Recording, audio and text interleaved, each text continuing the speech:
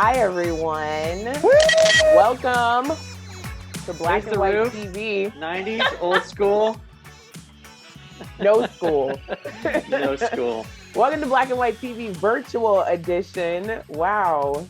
I feel like, this you is know, like it the feels height like of it feels like early, like COVID. early like, COVID. why are we doing this? That's what I was You know what it is? It's called lack of communication. Yeah. Human error. That's what right. this is. But also, I think it's kind of fun and different and interesting. And now you get to see us like face to face with some fun backgroundage. Sean's That's in right. our normal spot. I am in some kind of cool lounge area or something, and my hair will disappear periodically. So that's fun. Anywho, we're your hosts. I'm Jamila Millette, aka Jay, as you can see on my screen. And who are you? And I'm Sean Cooper. Yeah, you are. So Black and White TV. A lot of wooing for you. I'm just feeling so party right now with the zooming. So the zooming. Yes. So Black and White TV, we are all about having those hard or medium to soft conversations about things that are dividing our country, our communities, our relationships, our us. And so we talk about the black and white, and we talk about the gray, talk about the color, talk about that's what we do. Okay. That's good. Yeah. I like that. And if you haven't already, we will ask that you go ahead and like. You can comment after you watch the video. You can subscribe before watching the entirety of the video. You can also follow us on our various social media platforms, which will be in the description below. Awesome. Thanks for doing that, everybody. Yeah, that's awesome. Yeah.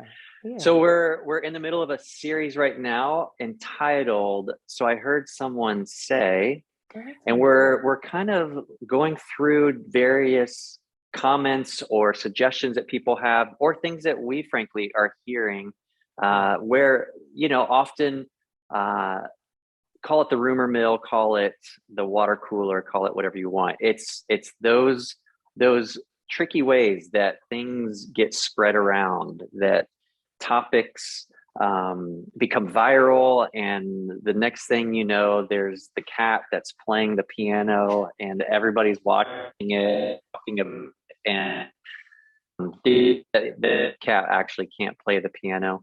Jay? Yeah. Can you hear me? You can. Yeah, it went a little. Oh yeah, a little funky there. It came back. Yeah, It's like my ears just popped or something. Okay. Like I'm on an airplane. I was like, you're going down. Okay. Yeah, I didn't know I'm if it still was here. me. Okay, I'm you're still okay. here. Yeah. It's okay, thanks. Everyone relax. Okay. Zooming problems. Yeah. So what are we talking about today? All right. So today it is about. I heard someone say that social media is the end of time. I'm just kidding. That's not what I heard them say. What is it, Sean? I heard someone say. Oh, okay. I heard someone say. Wait, it is a social media one? Yeah. Okay, yeah. That social media will become a new diagnosable addiction. That's what I heard. Yeah. This sounds like something that is in your world as a counselor. It's the therapy street. Yeah. Yes. How many people are you diagnosing with social media addiction right now, Jay? 0. Yeah, we're not doing that.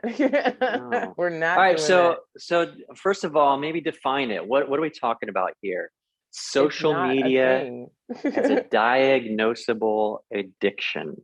Yeah, it's not actually a thing, but we're not going to talk about that yet. We're going to talk about that in a moment because we need to know if we have it. Do you have it? The this. I'll diagnose you. Oh, wow. All right. Yeah. So what Sean and I are going to do is we're going to pull up our weekly report on our phone. Oh, wait, my phone disappears. Oh, look at that fun background. Yeah. So here's. Oh, yeah. The screen time. It won't. Okay. All right. Well, there it is. There it is. I just didn't have to do all that. Yeah. When you hold it up close, it doesn't work. Okay. So where am I going? Let's see all activity. All right, Sean, you should have done this already. He's For the completed week or for everything. the day? What do you want? What do you want to know? Let's hear about your week. March. Mine is giving me March 13th to March 19th, and I feel like this is like we're testing each other. What's your So, average screen right. time? Yeah. So this is last week's Yes. average, right? Okay. Okay. Average screen time because we're in the beginning. Okay. All Yeah. right. So it looks like my average was actually 83% down from last week. Ooh, that's That significant. sounds like I broke a record. Wait, I'm not wait, even. it was spring break. Yeah, I Oh guess wow. Okay, Sean, I think you beat me though because your average screen time is how many hours? 3 hours and 34 minutes. Mine is That's 4 hours and 2 minutes, and it says okay. 18 minutes more than last week's daily average. Okay, but 18 check this minutes more. out. Yeah. Okay, what in the what? And then mine Okay. gives my driving screen time. Oh gosh. Does yours do Okay, that? I don't know if this is accurate or not, but Okay. okay, so last week I was the reason I was 83% down Okay. last week is because the week before my average was 20 hours and 54 minutes. And the week before that it says 24 hours. What? I don't know if that can be right. What does that even mean? Wait, what? Yeah, That's I that's don't very know what that interesting. means. Yeah, It means your spring break was a break from your screen. It was your screen break as well. Do you it's feel so like you were weird. on your phone less last week than the week prior? I mean, generally speaking, I feel like I'm on the phone about the same all the time.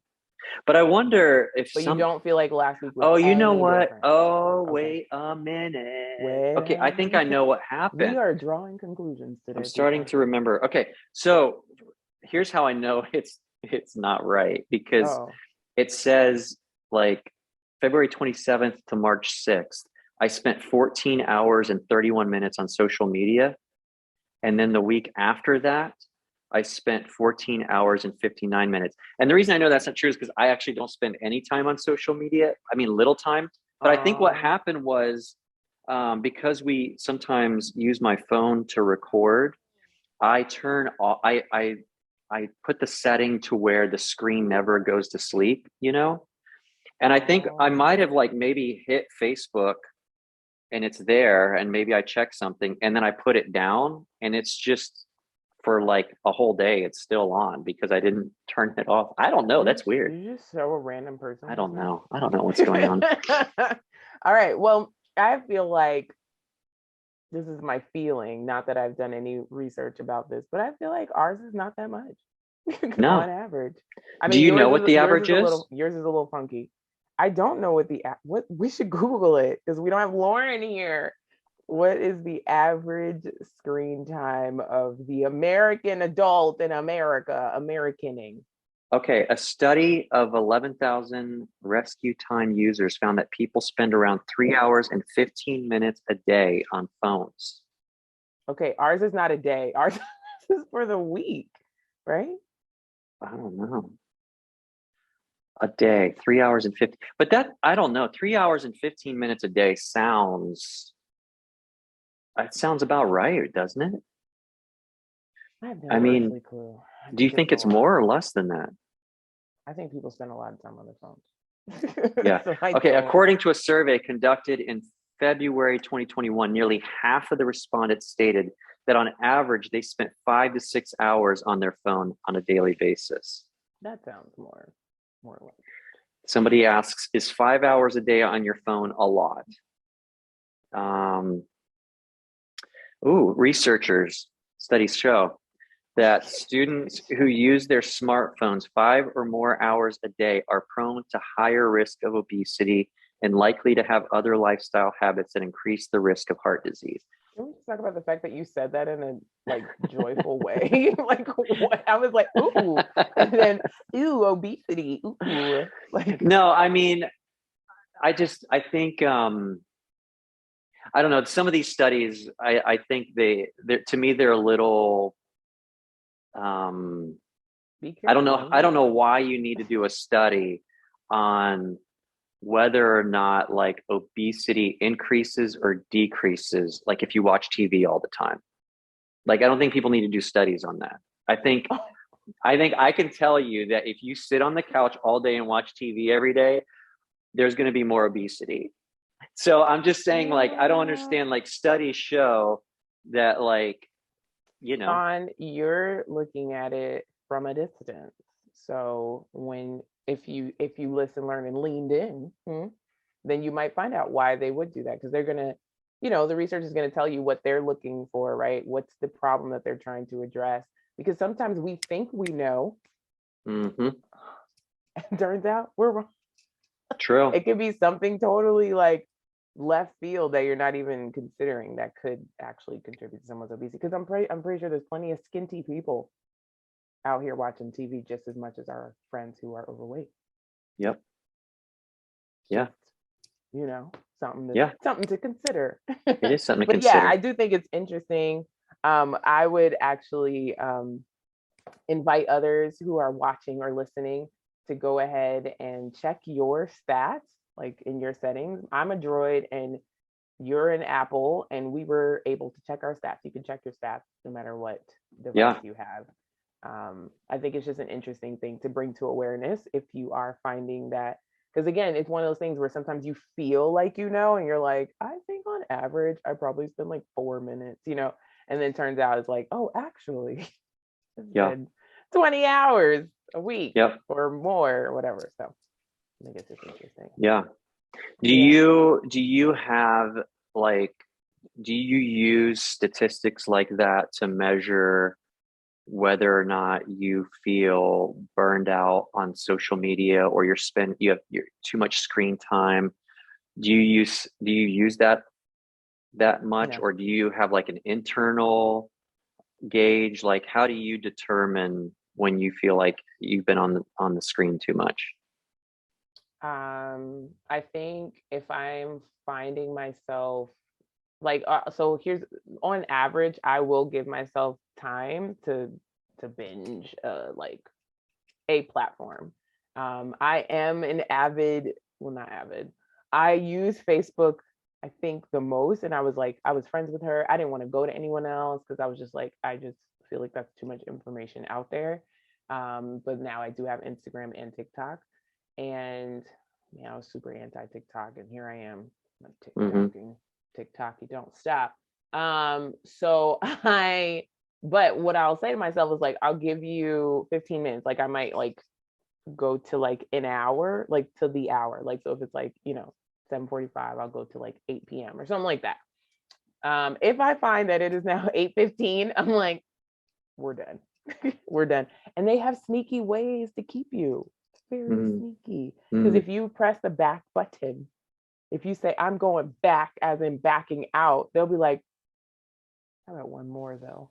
And then you'll say back again. They're like, okay, if you do it one more time, then we'll stop. But just like look at this video. It's terrible. Yeah. So Sean, that's you terrible. set a boundary on your phone that like makes you're supposed to not be able to use it after a certain time. I will set it here and here. I set it in Okay. my head and my heart, and I'm like 15 minutes or 20 minutes or something like that, depending on what the it is.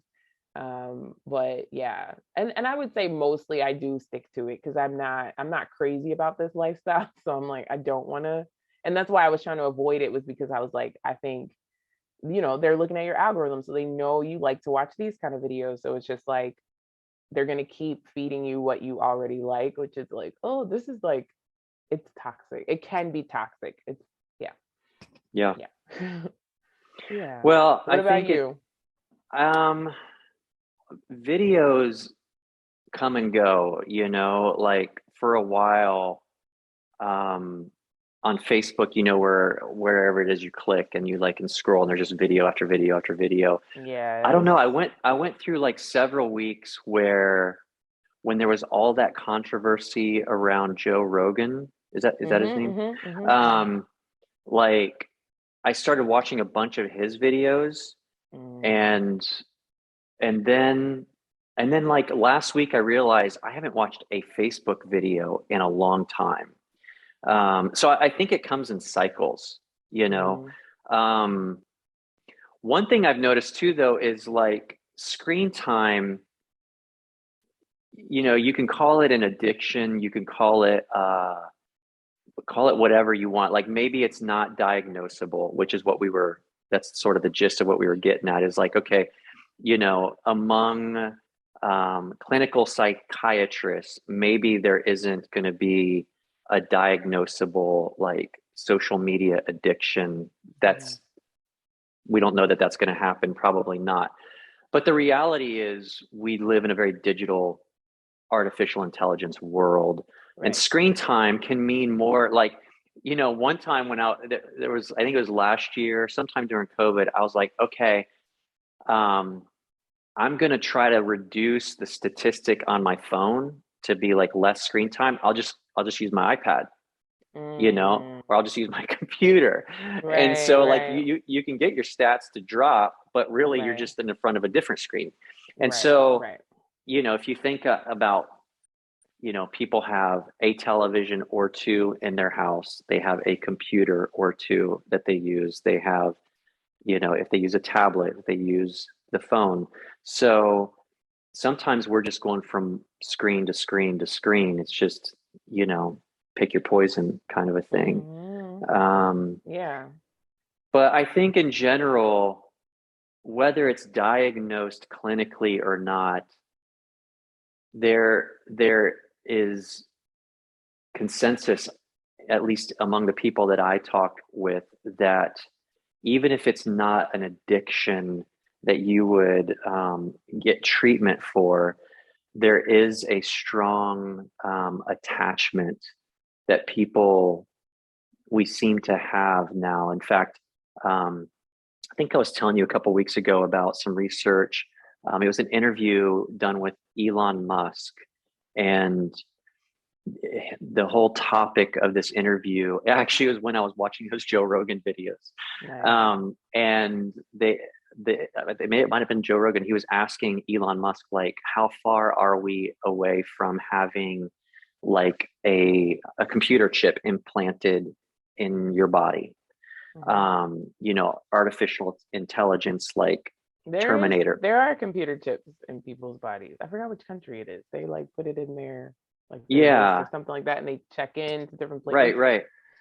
We're there, but go Well, ahead. we're there. Yeah. Well, like what they were asking, like, and exploring in this interview was, at like, how far away are we from like a computer chip interfacing with your brain and you having access to information by way of electrodes attaching to Oh, your okay. brain. So like That you kind are of, the Terminator. You are the exactly. Terminator. Yeah, Okay. yeah. Um, and it was interesting. I mean, Elon Musk was saying like we're closer than you think. Um, and he said like some of the stuff that's already being like looked into from a research standpoint is basic things like people who might have some type of um, there might be some form of dysfunction physically in their brain, whether it was from an accident or something happened to where their brain was affected, like where they would literally drill like a piece of your skull off, like take it off, and they would be able to put Sounds like Hannibal. electrodes. Yeah, they'd be able to put electrodes in certain parts of your brain that would be, and then put the skull piece back on, and then it would like, What is you would have, happening? I know, a chip, like this little piece of equipment like attached to your brain. I Stop. think they said it was about the size of a quarter, um, and it would then feed like impulses, like electrical, like. And if you think about it, like not only in your example, but people already have heart implants and things that like send True. electrical pulses to their heart. Right. So it's just a question of like. But then where things got really crazy was, It wasn't crazy earlier. no, it gets worse because um, if I remember correctly, what Elon Musk was saying is that he has been advocating that there needs to be an international panel, like a board that oversees sort of the ethics of all of this, because Mm. um, in his opinion, what could start happening very quickly, because like, I mean, you know this, like everything related to computers is getting smaller and smaller and smaller. And so Mhm. some of this stuff that seems so far-fetched, like back when you used to, have to have a whole room full of equipment to send, a rocket to the moon. Now you, like they Mhm. say, you could have done that on our phone. Like we've got more power in our phone than Mhm. the whole room back then. So the smaller the technology gets and the more accessible it is to everyone, like some of the risks that he was talking about was, you know, if they do break through to the point where you could instantly access information, like almost as if your brain was wired into the internet, then, then you have humans who may not necessarily be wiser, but they will have infinite amount of information instantly. Mm. And what was cool is because Joe Rogan was like asking Elon Musk, and he was like, but how far away is that? And Elon Musk made this great point where he said, well, everybody who uses a phone right now is already like hooked into artificial intelligence. True. He said Yeah. the difference is going to be the speed. So right now, if I'm like, hey, how many hours of screen time does a person spend? Mhm. Mhm. Like it might take 5 or 6 seconds to type that in, hit enter, and get the information. But his point was when you have, that kind of data like inside of your brain, then it goes from 5 or 6 seconds to nanoseconds. And Mm. so he said, what happens then when if every human, every decision that they need to make, they have nanoseconds of infinite files that they can access. Mhm. And so the speed at which you have information is so fast that you can take that to any level, like people, like soldiers on a field or generals making military strategy decisions. Like people have nanoseconds of like speed to make decisions that can impact things because they can see all possible outcomes through algorithms and all those things at lightning speed. It's just crazy to think about. That was intense. Yeah. It was But intense to me. Like, yeah, that's intense and yeah, disturbing. Yeah, and it sounds sad. I mean, I didn't value at the time, but now I value the fact that we used to have to look at encyclopedias, and I know I sound like an old person. I don't care. I mean, there was value in that. Like, you had to think for right. yourself. You could not just be like, Google, what do I think today? You know what I mean? Like, Yeah, that's kind of where we're going, in that of, you don't have to have a new thought. You don't have to, you don't have to wonder about things because there's always an answer, even if it's not the right answer, it feels right. Like literally, we just looked up things that we heard people say, and we didn't necessarily, I mean, I didn't, but we could have also looked at the inverse, right? Like, I heard people say there's going to be chips in people's brains, and there's probably people are like, there's already chips, and then there's like, um, I heard people say that they're not going to have chips in people's brains or whatever. You know what I mean? Like yeah, those are the things that I think we do need to look at, is like, what's the yes, what's the no, what's the caution, what's the good even about these things, right? It's not that everything's bad. Like social media, I don't think is actually bad. Some people are like, it's the devil, and it's like, it's not social media. yeah, It's the people, right? It's people. People are on social media, and how often you're using it, what's the boundaries of using it. If you already have addictive behaviors and things of that nature, then it's not social media that is making you necessarily, you know what I mean? Like, if you have impulse control, if you have, like all those things, it's not necessarily social media that's the issue, it's the person who has those issues already, if that makes sense. right. So, Yeah, you totally. know and being even mindful of, like, I would call it like a social addiction, where like society has kind of made this an addiction. Like, Coffee is like a socially acceptable addiction. There's all kinds of things that are like socially acceptable, and it's like, it's not hurting anybody. However, it is. Yeah. And also, we're looking at symptoms, right? Like, what's the issue behind someone overusing social media, right? If it's disconnecting you from authentic, because I think the purpose of it was to connect people, and I think it does, it absolutely connects people. um, Sometimes artificially and sometimes like authentically people are connected. And so if you're finding though that you're disconnected from relationship in person because of the usage of social media, there lies an issue. There's a bunch of other issues that go into there as well, but it's like there's a lack of boundaries, there's a lack of standards, there's a lack of like, looking further for truth rather than the truth that is presented to you. Like all those kind of things, I think are things that we just need to be mindful of rather than just this is all bad or this is all good. Like there's something in Yeah, between. totally. Well, I think, I mean, it's two things that stand out to me. One is I've been thinking a lot the last month or so about um, how information does not equate to wisdom. And so, Say that one more time. like, just because you have access to a lot of information doesn't translate into having the wisdom of what to do with the information. So, for instance, one of the things that really is incredible about this century that we live in is you literally have access to not just a set of encyclopedia, but every set of encyclopedias that was ever created. You have access to libraries, in fact, and articles and newspapers and magazines. Like the it's just insane the access we have to facts and information, or even opinion and misinformation. A lot of opinion. So much opinion.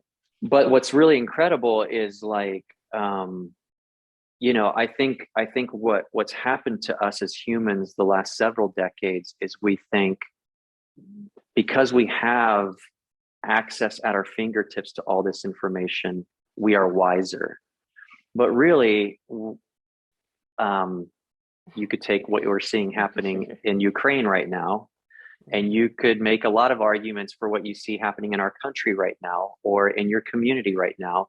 And you could say, we have access to more information, more knowledge. And are we better or worse? We, in some cases, might be worse. In some cases, we are better. I mean, technology, scientific breakthroughs, things in the medical field, like it's incredible the innovation that really is improving people's lives. Right. That stuff, it's invaluable. But I think on a day-to-day basis, what we've got to get better at is pausing and taking time to process information. I love what your example about, the reading, like opening up an encyclopedia, because it's physical. You're opening, you're flipping through, you're reading, you're highlighting, you're writing something down. And all of those little actions had seconds and pauses built into processing so that you could try to implement some wisdom to what you're actually taking in. And so I think that's something we've got to get better at for sure, is recognizing that, yeah, we need to exercise slowing down. We need the space to think about the information. Right. Yeah. Hey, on a funnier thing though, like, hey, have you? Thing. Yeah. When you were talking earlier, I don't know what you said that made me think of this, but have you seen on Netflix? It's a 3-episode series on. It's called New Edition, and it's about like the band New Edition back in the. I did not watch it, but yes, I know New Edition.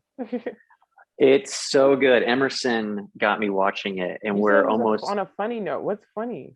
Well, so there was a scene where we're kind of halfway through the 3rd episode, and there's a scene where this mom of one of the new edition young guys, she's trying to call the other moms, and it's just a busy signal constantly, like, and you just hear that busy signal, and I was like, oh my gosh, I forgot. Do you remember, like, when you were trying to phone a friend, like, oh, that's our time. and it was like busy, you couldn't get through? That still happens. You never had that, like, in the 21st century? On my cell phone, like, it still shows up that somebody's calling me, and I can No, like I mean, pause. like, you never called someone and gotten the busy signal? I Look think, at yeah, you. no, I think You're probably like, right. no, everyone answers me. I don't get Yeah, busy no, signals. you're right, I called somebody last week and it was busy. Um, and that's weird now that I think about You it. just don't like to remember those Yeah, untimely. yeah. No, it is But just abnormal. It's it abnormal is. now. Yeah, for Yeah. sure. Well, and it's just it's one little micro example though of a lot of what we're talking about, which is Being um old. being old, but like there's this expectation that Mm, anything or anyone that I want to access should be ready accessible. Yeah. to, like, hear me at any given moment, Sounds like entitlement. right? Ooh. um Ooh. but I don't know, I wouldn't call it entitlement, I would just call it gosh, what would you call it? It's like this expectation, maybe it is entitlement, but it's more so like, it's kind of like when the internet's not working and you're just Yeah. mad, like, the internet should be working. It's Yeah. entitlement. I um think it's a disease that we have as well. Like, nothing is supposed to stop me. I'm not supposed to wait. I'm not supposed to pause. totally. I shouldn't have to. If things are working the way they're supposed to be working, then you know what I mean? Like all those kind of things, which I think, again, that scary even diagnoses that's not an actual diagnosis is that there's something to the overusage and the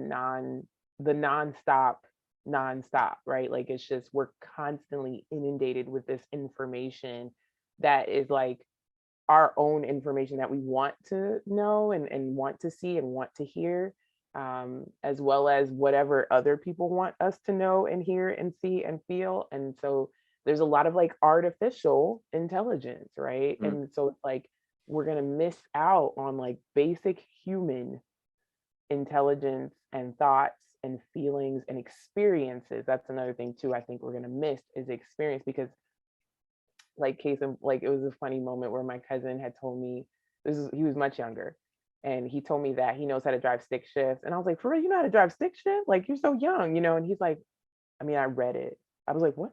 That's not, you do not know how to drive stick shift if you read it. You know what I mean? But he was so confident, and I feel like that's how this era is, of like, I am confident. I've read like the top of an article. I read a little something of this, and so I'm an expert, right? Or again, like I fed myself all this information, therefore I know that I know that I know. And it's like, what are we experiencing? How are we actually listening or learning or leaning into things that are like challenging, which is, again, experiences. So it's a lot of Jay, stuff. do you know how to drive a stick shift? I don't. I started to learn and then I had to Yeah. leave. Have you I ever been left. in a car with somebody that's learning how to drive a stick shift? I was in the car with myself. So yeah. I mean, it's a violent That first gear is experience. very challenging. Yeah. No, you can get thrown around the car a lot, and you can make some people very ill if you're not Sean, do you careful. want to share your story about learning stick shift or someone learning with you? When I was in high school, there was a guy, an amazing guy that was Yes, to he preface it. He's he amazing. owned his own business. It was a welding company, and I mean, not a company, it was a welding business that he had, and he wanted me to start transporting some of the things that we were creating to these locations. But he only had a stick shift, and so he was going to teach me. It was not a pleasant experience for him or for me. He finally That's gave up, and fantastic. I gave Oh up. no. Um, because it just seemed like too much. Now, I mean, I drive my bug all the time and I love it. But listen, I know we're over time, but I think, Jay, you really hit onto something that's very cool and practical, which is, there is a beauty in the way we are wired where wisdom and feelings go hand in hand. When you drive a stick, it's not just, knowing how to shift the gears and how to push the clutch in, and Right.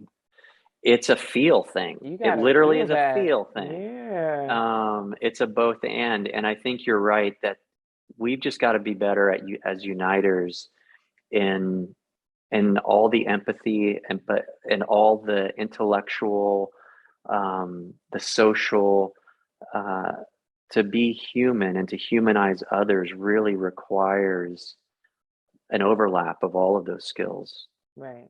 Yeah. Yeah, exactly. And it's not something you can adjust. Like we said, we can't just read about it. We can't just hear about it. Also, a way to put your head in the sand is to just inundate yourself with like social media time. So yeah, we would recommend you monitor yourself, see if you're falling into a place in space of like you're so much into social media that you're actually missing the social part of interacting with humans in real life. So thank you so much for joining us virtually. Oh my gosh, 2022, and we're doing Zoom. Crazy. Um, Crazy. yeah, we're edgy. Yeah, but you're here and we're here, and this is Black and White TV, and we will always encourage you to listen, learn, and lean in. All right. See you next time. Next time. Ciao.